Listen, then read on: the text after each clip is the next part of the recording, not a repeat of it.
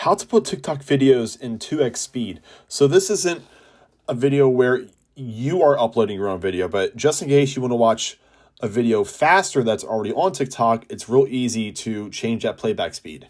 So what you want to do is go to your TikTok, and I have a video here that I just paused. I don't want to get hit with the audio here, but all you have to do if you want to speed this up for whatever reason is go to the share button at the bottom right hand corner.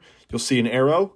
Go ahead and hit share, and instead of sharing this video, all you have to do is swipe at the bottom all the way to the left, and you'll have an option saying playback speed.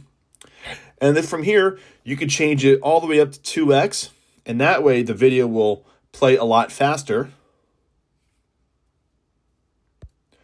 Hopefully the audio didn't go on there, but as you saw, the video played much, much faster. And if you want to go back and change it, go ahead to the share button again, go over to playback speed, and just go ahead and hit normal.